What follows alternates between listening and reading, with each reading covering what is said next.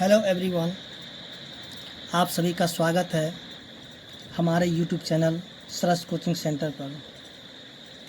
हम लोग यहाँ पे पढ़ेंगे केसी सिन्हा मैथ्स वर्ग 7 अध्याय 1 प्रश्नावली 1A।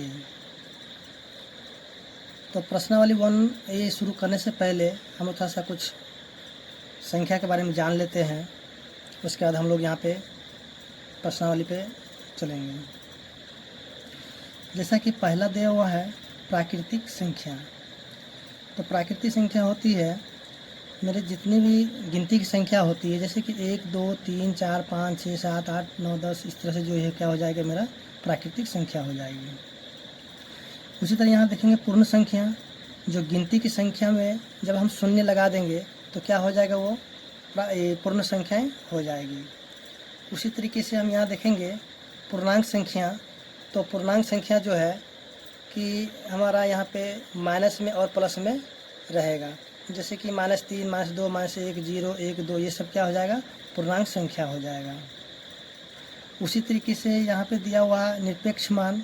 तो निरपेक्ष मान क्या होता है, जैसे कि निरपेक्ष मान में जैसे -1 है तो ये क्या हो जाएगा, प्लस में 1 हो जाएगा। उसी तरीके से यहाँ पे जो +1 है तो +1 का +1 ही रहेगा।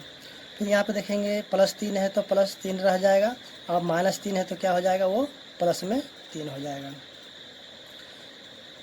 तो यहाँ हम क्वेश्चन शुरू करने से पहले थोड़ा सा हम लोग बेसिक जानेंगे, उसके बाद हम यहाँ पे क्वेश्चन देखेंगे।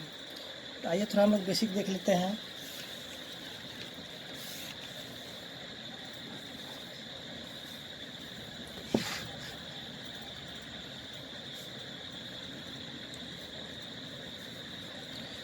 जैसे कि यहाँ पे हम लोग जानते हैं कि ये है मेरा एक कोई नंबर लाइन, या फिर बोलेंगे इसको संख्या रेखा।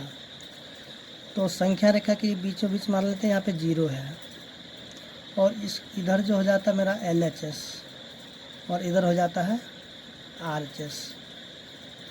तो LHS की तरफ यानी कि जो बाईं ओर है, यानी कि शून्य के जो बाईं ओर हो जाएगा वो संख्या क्या हो जाएगा, माइनस में हो जाएगा, और शून्य की जो दाईं ओर जो संख्या हो जाएगा प्लस में हो जाएगा। जैसे कि यहाँ पे शून्य है, और शून्य के हम जब दाईं ओर जाएंगे तो मेरा संख्या प्लस में, जैसे कि 1 2 3 4 5, यहाँ पे 1 2 3 4 5, ये सब संख्या मेरा क्या हो जाएगा, प्लस में हो जाएगा, यानी कि ये हो जाएगा मेरा RHS, यानी कि दायां पक्ष, दायां तरफ हो जाएगा। उसी तरीके से हम यहाँ पे आएंगे बाएं तरफ तो मेरा क्या हो जाएगा, माइनस में, -1 -2 -3 -4, ये मेरा हो जाएगा ये LHS, यानी कि ये हो जाएगा मेरा बायां पक्ष।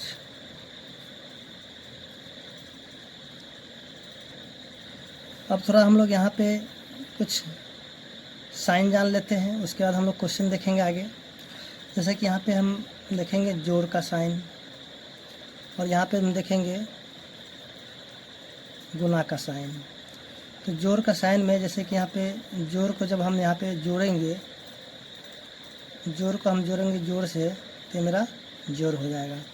उसी तरीके से यहाँ पे जब माइनस को हम जोड़ेंगे माइनस से तो मेरा हो जाएगा प्लस, लेकिन इसका साइन हमेशा क्या हो जाएगा, माइनस में ही रहेगा। उसी तरह यहाँ हम जब जोड़ को जोड़ेंगे माइनस से तो हो जाएगा माइनस। फिर यहाँ पे जब हम माइनस को जब जोड़ेंगे प्लस से तो हो जाएगा माइनस। उसी तरीके से यहाँ पे जब हम देखेंगे गुना में, जब हम माइनस को गुना करेंगे माइनस से तो हो जाएगा प्लस। फिर प्लस को जब हम गुना करेंगे प्लस से तो हो जाएगा प्लस। फिर माइनस को जब हम गुना करेंगे प्लस से तो हो जाएगा माइनस। फिर प्लस को जब हम यहाँ पे गुना करेंगे माइनस से तो हो जाएगा माइनस। देखिए इस चिन्ह को जो है आपको याद रखना होगा, तभी आप लोग जो है क्वेश्चन को आसानी से बना सकते हैं। तो आइए हम लोग थोड़ा सा कुछ बेसिक सा सवाल जान लेते हैं, छोटा सा, उसके बाद हम लोग यहाँ पे क्वेश्चन की तरफ बढ़ेंगे। जैसे कि एक हम लोग सिंपल तरीक़ा से एक बात याद रख सकते हैं जैसा कि यहाँ पे माइनस है, तो माइनस को हम लोग समझेंगे कर्ज में, या फिर हम समझेंगे कोई भी चीज़ हम यहाँ पे खरीद लिए या फिर मेरा ख़रीदना हो जाएगा। जैसे कि हम यहाँ पे दुकान में गए, अब दुकान में से हम क्या चीज़ कोई भी सामान हमने ख़रीद लिया, यानी जब भी हम सामान खरीदे तो क्या हुआ कि मेरे जेब से पैसा गया, जैसे पैसा गया तो क्या होगा मेरे, यानी कि मेरे पास से वो जा रहा था, यानी कि क्या हो जाएगा, वो माइनस में हो जाएगा। उसी तरीके से हमने किसी से कर्ज लिया, कर्ज हम आज दे चाहे 10 दिन बाद दे चाहे महीना दिन बाद कभी भी कर्ज दे, यानी कि हम उससे कर्ज लिए, यानी कि हम अभी भी माइनस में हैं। उसी तरीके से हम यहाँ पे देखेंगे प्लस को, तो प्लस में क्या हो जाएगा कि वो जो है मेरा यानी कि अपना खुद का पैसा रहेगा, यानी कि प्लस में हम कह सकते हैं इसमें किसी का कोई हक नहीं होगा, ये मेरा खुद का अपना पैसा, इसलिए मेरा ये यहाँ पे हक रहेगा। तो आइए थोड़ा सा एक छोटा सा सवाल देखें इस पर। जैसा कि तो आइए हम जो है इसके माध्यम से थोड़ा इस क्वेश्चन को भी हम सॉल्व करके देख लेते हैं। ये जो चिन्ह हमने यहाँ पे लिखे हैं इनके माध्यम से इसको हम यहाँ पे भी सॉल्व करेंगे। जैसे कि अभी हमने यहाँ पे क्या किया कि -8 + 5 यहाँ पे लिखा है, तो हम यहाँ पे समझेंगे कि जैसे कि हम यहाँ पे दुकान में हम गए और 8 रुपये का सामान ख़रीद लिया और मेरे पास कितना रुपया है, 5 रुपया है, यानी कि 8 रुपये का सामान खरीदा, यानी कि दुकानदार को हमें पैसा अभी 8 रुपये देना है, लेकिन मेरे पास अभी 5 रुपया है। तो हमने क्या किया, दुकानदार को अभी 5 रुपया दे दिया, फिर भी अभी भी दुकानदार को हमें पैसा देना बाकी रहेगा। तो हमें कितना देना बाकी रह गया, तो यहाँ पर हमें 3 रुपया अभी भी देना बाकी रह गया।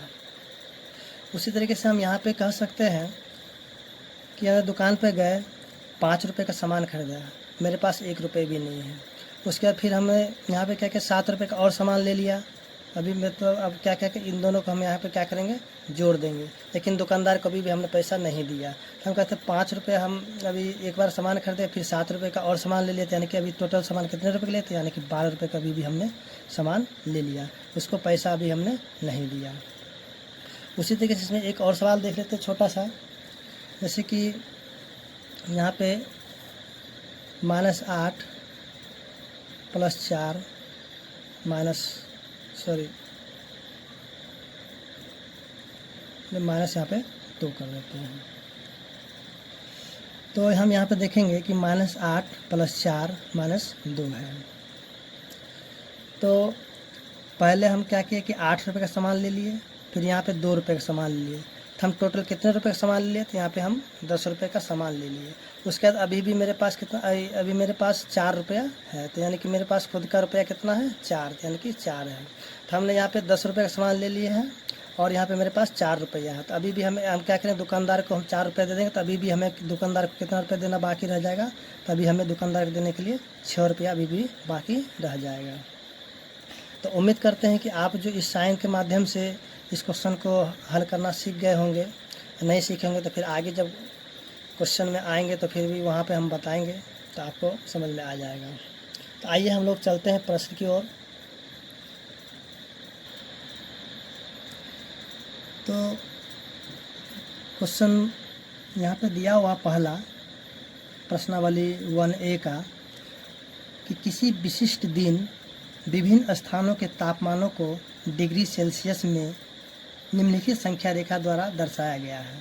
जैसा कि यहाँ पे दिया है लाहौल स्पीति, श्रीनगर, शिमला, ऊटी, बेंगलोर। तो यहाँ जो है पहला क्वेश्चन दिया हुआ है कि अंकित स्थानों का तापमान लिखें। तो यहाँ पे करना क्या होगा, जैसे ये नाम जो दिया हुआ है, ये जो है कि उस दिन जो है इनका तापमान कितना था वो हमें यहाँ पे लिखना होगा। तो आइए हम लोग इसको लिखते हैं।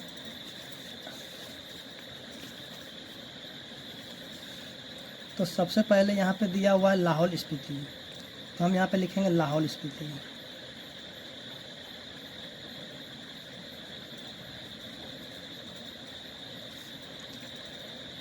उसके बाद है श्रीनगर, हम यहाँ पहले लिख लेते हैं। उसके बाद शिमला, उसके बाद ऊटी, उसके बाद है बंगलौर।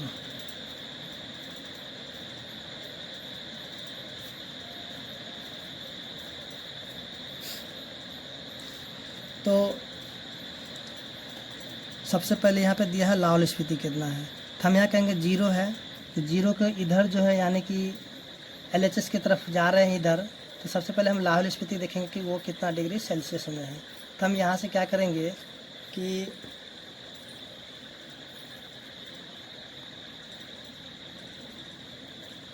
हम यहाँ से क्या करेंगे, गिनेंगे। यहाँ पे देखेंगे कि 1 2 3 4 5 6 7 8, यानी कि ये होगा मेरा इधर जो है माइनस में होता है, तो यहाँ पर हम लिखेंगे -8 डिग्री सेल्सियस। फिर वहाँ पे देखेंगे श्रीनगर, तो श्रीनगर यहाँ पे कितना है, तो यहाँ पे देखेंगे 1 2, यानी कि इधर भी ये क्या है, यानी कि LH के तरफ में है, तो यहाँ पे हम लिखेंगे -2 डिग्री सेल्सियस। उसके बाद यहाँ पे शिमला देखें, तो शिमला यहाँ पे जो है मेरा दाईं तरफ है, तो यानी कि 0 के जो दाईं तरफ जो होगा वो क्या हो जाएगा, प्लस में हो जाएगा। यहाँ शिमला हो जाएगा, यहाँ पे 5 पे है, तो यहाँ पे हो जाएगा 5 डिग्री सेल्सियस। उसी तरीके से यहाँ पे हम देखेंगे ऊटी, तो ऊटी मेरा यहाँ हो जाएगा 5 है, यहाँ पे 10 है, देखें 11 12 13 14, यानी हो जाएगा ये मेरा 14 डिग्री सेल्सियस। उसी तरीके से हम यहाँ पे देखेंगे बेंगलोर, तो बेंगलोर हो जाएगा मेरा यहाँ पे 20 से 21 22, यानी कि हो जाएगा 22 डिग्री सेल्सियस। तो इसका जो है क्वेश्चन 1 का 1 नंबर सॉल्व हो चुका है। तो उम्मीद करते हैं कि आपको क्वेश्चन 1 का 1 समझ में आ गया होगा।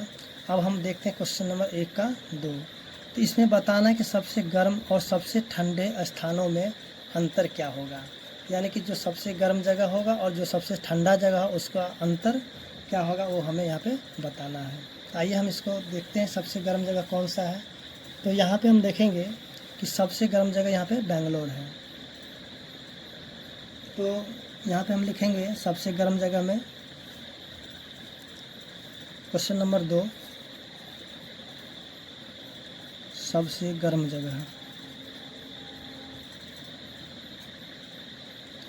हो जाएगा 22 डिग्री सेल्सियस, यानी कि बेंगलोर है 22 डिग्री सेल्सियस, तो सबसे हम इसको लिख लेंगे। उसका सबसे ठंडी जगह, सबसे ठंडी जगह तापमान कितना है, -8, यानी कि -8 डिग्री सेल्सियस। अब इन दोनों का अंतर कितना होगा, तो अंतर के लिए हम क्या करेंगे, इसमें से इसको घटाएंगे, यानी कि 22 हो गया। उसके बाद जो है इसमें से घटाना है, तो यहाँ पे माइनस का चिन्ह होगा और इसका माइनस इसके साथ में, तो इसका भी हम यहाँ पे -8 लिखेंगे। तो यहाँ पे हम देखेंगे कि 22 है, तो पहले हम 22 लिखेंगे। अब देखिए यहाँ पे माइनस को जब हम गुना किए, यहाँ पे कुछ भी नहीं था, यानी गुना का साइन छुपा हुआ रहता है। जब माइनस को जब हम गुना किए माइनस से, तो मेरा हो जाएगा प्लस। यहाँ पे 8 है, तो यहाँ पे लिखेंगे 8। यहाँ पे अब हम दोनों के देखेंगे ये भी प्लस में आ गया और ये भी प्लस में आ गया, तो इन दोनों को हम क्या करेंगे, यहाँ पे जोड़ देंगे, तो मेरा हो जाएगा 30 डिग्री सेल्सियस। यानी कि सबसे गर्म जगह और सबसे ठंडी जगह का तापमान हो जाएगा मेरा 30 डिग्री सेल्सियस, यानी कि इनका जो अंतर होगा 30 डिग्री सेल्सियस। उसके बाद जो है क्वेश्चन नंबर 3 दिया हुआ है कि लाहौल स्पीति एवं श्रीनगर के तापमानों में अंतर बताना है। तो आइए हम यहाँ पे देखते हैं। जैसा कि हम जानते हैं कि लाहौल स्पीति -8 है और श्रीनगर -2 है, तो इसको हम लिख लेते हैं। क्वेश्चन नंबर 3 कि लाहौल स्पीति -8 डिग्री सेल्सियस। उसी तरीके से यहाँ पे दिया हुआ है श्रीनगर -2 डिग्री सेल्सियस। तो अब इनका जो है अंतर करना है, 1 मिनट।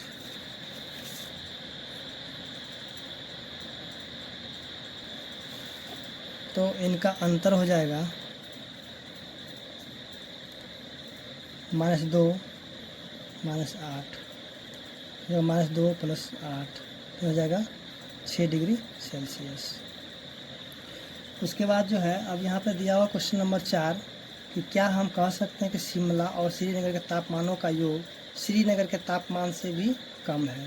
यानी कि हम 4 नंबर क्वेश्चन देखेंगे यहाँ पे कि शिमला और श्रीनगर के तापमानों का योग, यानी कि शिमला और श्रीनगर के तापमान को, इन दोनों को हम जोड़ देंगे तो कितना हो जाएगा ये 3 डिग्री सेल्सियस। उसके बाद बोलता है कि श्रीनगर और शिमला के तापमान का योग श्रीनगर के तापमान से भी कम है, तो श्रीनगर का तापमान 5 डिग्री है सेल्सियस, तो ये क्या हो जाएगा, ये हाँ हो जाएगा, क्योंकि ये जो है 3 आया और ये 5 है, यानी कि इसके तापमान से क्या है, ये दोनों का तापमान कम है, तो इसका आंसर क्या हो जाएगा, हाँ। तो आइए अब हम क्वेश्चन नंबर 2 देखते हैं इसका।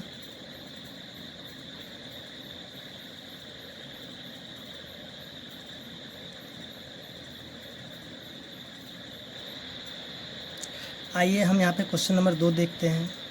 जैसा कि क्वेश्चन नंबर 2 यहाँ पे दिया हुआ है कि संख्या रेखा का प्रयोग कर पूर्णांकों का योगफल ज्ञात करें, यानी कि यहाँ पे जो हमें यहाँ पे संख्या रेखा खींच लेना है और इसके बाद इसका यहाँ पे योग करना है।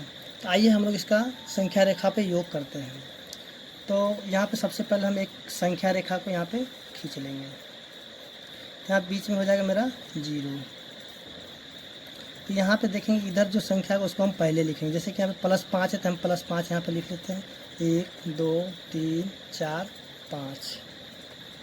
और इधर मेरा माइनस में तो इधर 1 2 लिख लेते हैं, 1 2 3, तो यहाँ पे -1 -2 -3। वैसे इधर उतना चलो इधर लिख लिया तो कोई दिक्कत नहीं है। अब यहाँ पे सबसे पहले हम क्या 5 देखेंगे, तो यहाँ पे 1 2 3 4 5। उसके बाद ये जो है इधर से मेरा 5 चला गया, फिर यहाँ पे इसमें से क्या -3 यहाँ से घट जाएगा, यानी कि 1 2 3, तो यहाँ से इसमें से क्या करेंगे, यहाँ से 3 ये माइनस हो गया। तो देखिए यहाँ जो +5 में से -3 यहाँ पे घट गया, यानी कि मेरा ये होगा +5 और ये होगा -3। यहाँ पर मेरा 1 और 2, यानी कि 1 2 बच गया, तो यानी कि हम कह सकते हैं कि 5 प्लस -3 बराबर कितना हो जाएगा, 2। यहाँ पे एक घर यहाँ बच गया और एक घर इधर बच गया, यानी कि 1 2, यानी कि 2 घर यहाँ पे बच गया। उसी तरीके से यहाँ पे क्वेश्चन नंबर 2 देखेंगे कि यहाँ -5 + 7। आइए हम पहले एक संख्या रेखा खींच लेते हैं। तो सबसे पहले हम एक संख्या रेखा को यहाँ पे खींच लेते हैं। यहाँ पे हम लिखेंगे 0, यहाँ पे माइनस में -1 -2 3 6,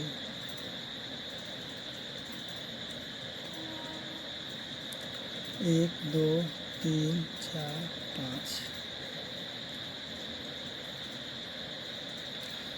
अब जो सबसे पहले हम क्या करेंगे, यहाँ पे -5 तक इधर हम जाएंगे, यानी कि इधर से -5 तक होगा, और यहाँ पे हम क्या करेंगे 7, यहाँ से हम 7 गिन लेंगे। तो 1 घर 2 3 4 5 6 7, यानी कि ये 7 घर इधर वापस रिटर्न आ गया। तो यहाँ पे देखेंगे कि जब -5 जो है +7 में से हम घटाएंगे तो 1 2, यानी कि 2 बच जाएगा। तो मैं कह सकता हूँ -5 में से +7 को घटाएंगे तो मेरा हो जाएगा 2। उसी तरीके से अब हम यहाँ पे देखेंगे क्वेश्चन नंबर 3। तो यहाँ पे दोनों ही माइनस में है, तो हम क्या करेंगे, यहाँ पे 0 1 2 लिख देते हैं। उसके बाद इधर हम क्या करेंगे 7 घर, जो यहाँ पे दोनों को हम जोड़ेंगे तो -7 हो जाएगा, तो हम यहाँ पे क्या करेंगे 7 घर ले लेते हैं, 1 2 3 4 5 6 7 8 9। और इधर हम ज़्यादा लेंगे कोई दिक्कत भी नहीं होगा, यानी कि -1 -2 -3 -4 -5 -6 7 8 9। तो सबसे पहले हम देखेंगे कि यहाँ पे जो है -2 इधर गया, तो यहाँ पे हम -2 लिखेंगे। फिर और जो इधर ही मेरा जाएगा, यानी कि -5 की ओर जाएगा, तो हम यहाँ पे फिर से गिन लेंगे, यानी कि 1 2 3 4, यानी कि हाँ 1 2 3 4 5, यानी कि हम यहाँ पे इसको गिन लेंगे। यहाँ से यहाँ से जो ये 2 घर तो आ गया, फिर यहाँ से हम क्या करेंगे 5 घर और गिनेंगे, तो 1 2 3 4 5, यानी कि ये यहाँ तक आ गया। तो हम कह सकते हैं कि -2 और प्लस माइनस में 5, इन दोनों का हम जोड़ेंगे तो कितना हो जाएगा, 1 2 3 4 5 6 7, यानी कि हो जाएगा -7, क्योंकि सब जो है माइनस की तरफ ही में ही है, इसलिए इसका आंसर क्या हो जाएगा, -7 हो जाएगा। उसके बाद यहाँ पे क्वेश्चन नंबर 4 दिया हुआ है, जो कि क्वेश्चन नंबर 2 की तरह ही बनेगा ये। तो हम यहाँ पे करेंगे क्या, तो एक लाइन खींच लेते हैं। उसके बाद यहाँ पे 0,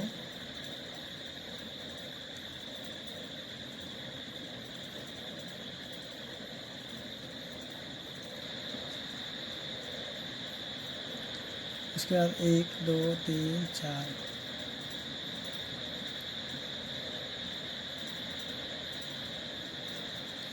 तो सबसे पहले हम यहाँ क्या करेंगे, 5 घर पे यहाँ से इधर मेरा इधर आ जाएगा, यानी कि यहाँ से लेके 5 घर आ गया माइनस की तरफ। उसके बाद फिर हम यहाँ से जो है माइनस से हम इधर 9 की तरफ जाएंगे कि 9 यहाँ जो प्लस 9 है यानी कि 9 की तरफ हम जाएंगे, यानी 9 यहाँ से जो है हम यहाँ पे 9 घर काउंट कर लेंगे। तो यहाँ पे 1 2 3 4 5 6 7 8 9, यानी कि यहाँ पे आ गया, तो यानी यहाँ से ये फिर वापस रिटर्न आ गया। तो हम देखेंगे कितना घर बचेगा, 1 2 3 4। तो हम कह सकते हैं कि -5 प्लस में 9 हो जाएगा मेरा, यहाँ पे प्लस में 4 घर बच गया, 1 घर 2 घर 3 घर 4 घर, तो मेरा हो जाएगा ये 4 घर। तो उम्मीद करते हैं कि क्वेश्चन नंबर 2 आपको समझ में आ गया होगा। अब हम यहाँ पे देखेंगे प्रश्न संख्या 3। तो आइए हम लोग देखते हैं प्रश्न संख्या 3। तो हम लोग यहाँ पे क्वेश्चन नंबर 3 देखेंगे कि दिया है कि रिक्त स्थानों को भरें। तो क्वेश्चन दिया है कि -3 प्लस फिर माइनस में 6, तो बोलते हैं यहाँ पे कितना होगा। तो आइए हम इसको सॉल्व कर लेते हैं। यहाँ पे जैसे कि -3, यहाँ पे प्लस, यहाँ पे जो है कुछ भी नहीं तो गुना है, तो जब प्लस को हम गुना किया माइनस से तो हो जाएगा मेरा माइनस। यहाँ पे 6 तो 6 हो जाएगा। यहाँ देखेंगे -3 रुपया कर्ज में और -6 रुपया कर्ज में, तो यानी कि मेरा कर्ज हो जाएगा -9 रुपया। तो यहाँ हो जाएगा इसका आंसर -9।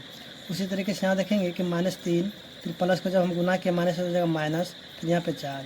उसी तरह यहाँ देखेंगे 3 रुपये कर्ज है, फिर 4 रुपये कर्ज और हो गया, तो मेरा कर्ज यहाँ पे बढ़ के 7 रुपये हो गया। यहाँ पे मेरा कर्ज हो जाएगा -7। फिर यहाँ देखेंगे कि 7 रुपये कर्ज में है और हमने कर्ज वाला को 5 रुपये दे दिया, तो यानी कि मेरा अभी भी 2 रुपये कर्ज बाकी है, तो यानी कि यहाँ पे 2 रुपया कर्ज में अभी भी बाकी रह जाएगा। यहाँ देखेंगे कि -12 रुपये कर्ज में है और 119 रुपये मेरा यहाँ पे अपना रुपया था। हम यहाँ क्या करेंगे, 119 में से इसको घटा देंगे, तो यहाँ के 119 में से हम इसको 12 को घटाएंगे तो मेरा हो जाएगा 107, यानी कि ये मेरा प्लस में 107 हो गया। तो उम्मीद करते हैं क्वेश्चन नंबर 3 समझ में आ गया होगा। अब यहाँ पे क्वेश्चन नंबर 4 देखेंगे कि दिया हुआ है पे जोड़ें। यहाँ देखें कि माइनस है, यहाँ भी माइनस है, तो हम जो कि माइनस माइनस प्लस हो जाएगा, लेकिन साइन इसका माइनस का हो जाएगा। यानी कि कैसे यहाँ में ये भी कह सकते हैं कि 270 रुपये का कर्ज लिया और उसका फिर से 55 रुपये का और कर्ज लिया, कि कर्ज मेरा यहाँ पे बढ़ जाएगा। तो यहाँ पे हम साइन लगा देंगे माइनस का और यहाँ पे क्या है कि इन दोनों को जोड़ देंगे, तो यानी कि हो जाएगा 5 और 7 5 12 के 2 में 1 जोड़ेंगे तो हो जाएगा 3, यानी कि यहाँ पे मेरा कर्ज हो जाएगा बढ़ के कितना 325 रुपया। उसके बाद इसका क्वेश्चन नंबर 2 देखेंगे तो क्वेश्चन नंबर यहाँ पे 2 दिया हुआ है, यानी कि 535, यहाँ कुछ नहीं, यानी कि प्लस में है, उसके माइनस में है 240। यहाँ कह सकते हैं कि 535 रुपये मेरे पास है और इसमें से हमने क्या किया 240 रुपये खर्च कर दिया। यहाँ पे मेरा कितना बच जाएगा, तो यानी कि बच जाएगा, इसको हम यहाँ पे सिंपली घटा लेंगे, तो यहाँ हो जाएगा 5, यहाँ पे 3 में से 4 नहीं तो इसमें हो जाएगा 13, 13 में से 4 जाएगा तो हो जाएगा 9, फिर यहाँ बचेगा 4, 4 में से 2 गया तो यहाँ पर हो जाएगा 2।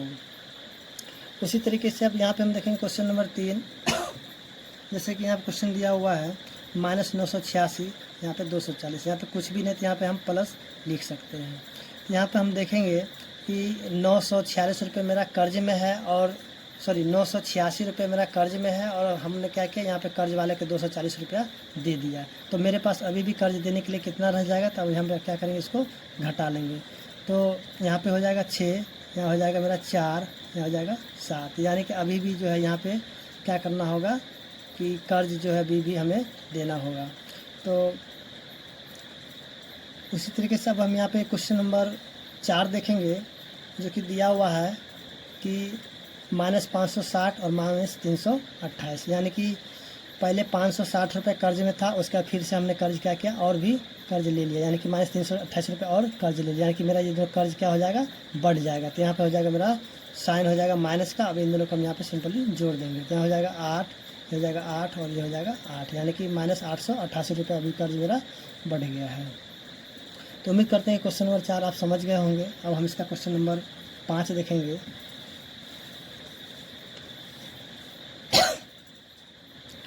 तो यहाँ दिया हुआ क्वेश्चन नंबर 5 कि ए और बी के मानों के लिए ए माइनस ब्रैकेट में माइनस बी बराबर ए प्लस बी का सत्यापन करें। तो आइए यहाँ पे क्वेश्चन दिया हुआ है कि इसका 5 का 1 नंबर कि ए बराबर 118, बी बराबर 125। तो हमको क्या करना होगा कि यहाँ पे जो इसको और इस दोनों को सत्यापित करना होगा, यानी कि इन दोनों का आंसर बराबर लाना होगा। तो आइए हम इसको सॉल्व करते हैं। हम एक तरफ यहाँ पे लिखेंगे LHS और यहाँ पे हम लिख लेंगे दूसरी तरफ RHS। तो LHS में हम क्या करेंगे, यहाँ जो दिया हुआ है इसको हम LHS में लिखेंगे और इसको हम RHS में लिख लेंगे। तो आइए हम लिख लेते हैं इसको। यहाँ पे दिया A माइनस फिर माइनस ब्रैकेट में B, उसी तरीके यहाँ पे दिया A प्लस B, तो यहाँ पे A प्लस B हो गया। अब हम यहाँ पे क्या करेंगे, यहाँ पे A का मान दिया हुआ और B का मान यहाँ पे दिया हुआ। अब हम यहाँ पे क्या करेंगे, इन दोनों का मान जो यहाँ पे रख देंगे। तो A का मान यहाँ पे हो गया 118, यहाँ पे फिर माइनस, अब B का मान दे दिया मेरा 125, तो हम इसको माइनस में 125 लिखेंगे। तो हम यहाँ पे देखेंगे कि यहाँ पे माइनस है, यहाँ कुछ नहीं तो गुना है, तो जब माइनस को हम गुना किए माइनस है तो मेरा हो जाएगा प्लस, यानी कि 118 और प्लस में 125। अब हम इसको क्या करेंगे, ये दो यहाँ देखेंगे कि दोनों जो है प्लस में, तो इसको हम यहाँ पे सिंपली जोड़ देंगे। तो क्या हो जाएगा 8 5 13 फिर 3 और यहाँ 3 2 1 3 1 4 1 1 2, तो यहाँ पे इसका आंसर आ जाएगा 243। अब जो इसको बना करके हमें जो इसके बराबर आंसर लाना होगा, तो यहाँ पे क्या करेंगे, जैसे दिया A प्लस बी, तो A का मान दिया 118 प्लस B का मान दिया 125। जब इन दोनों को हम यहाँ पे जोड़ देंगे तो हो जाएगा मेरा 243। तो हम यहाँ पे देखेंगे कि LHS बराबर RHS के हो गया, तो हम कह सकते हैं कि ये सत्यापित हो चुका है।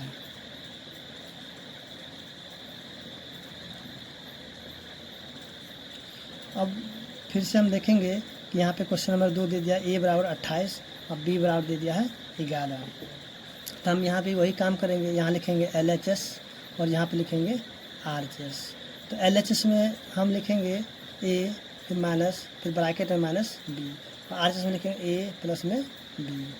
तो A का मान दे दिया 28, फिर यहाँ पे माइनस, अब B का मान है 11, यहाँ लिखेंगे ब्रैकेट में माइनस 11, यहाँ हो जाएगा 28। यहाँ पे जब माइनस को हम गुना किए माइनस से तो हो जाएगा प्लस, यहाँ हो जाएगा 11। अब इन दोनों को जब हम जोड़ेंगे तो हो जाएगा 39। फिर यहाँ पे उसी तरीके से करेंगे, A का मान दे दिया 28 और प्लस B का मान दे दिया 11, इन दोनों को हम जोड़ेंगे तो हो जाएगा मेरा 39। तो यहाँ भी हम देखेंगे कि LHS बराबर RHS हो गया है, तो ये भी मेरा क्या हो गया, सत्यापित हो चुका है।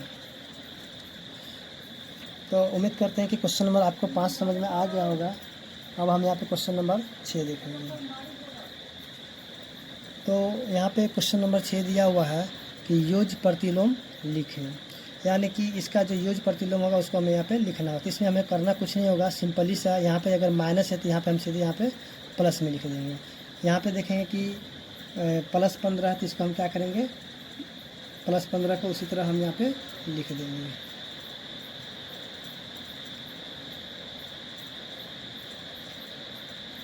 तो यहाँ पे प्लस 15, तो यहाँ पे मेरा माइनस 15 हो जाएगा। यहाँ पे माइनस 8 है तो हो जाएगा प्लस में 8, और यहाँ पे जीरो जो है, जीरो में तो कोई साइन नहीं होगा, ना माइनस होगा ना ही प्लस होगा, जीरो का जीरो उसी तरह से हो जाएगा। तो उम्मीद करते हैं कि क्वेश्चन नंबर 6 समझ में आ गया होगा। अब हम इसका क्वेश्चन नंबर 7 देखेंगे।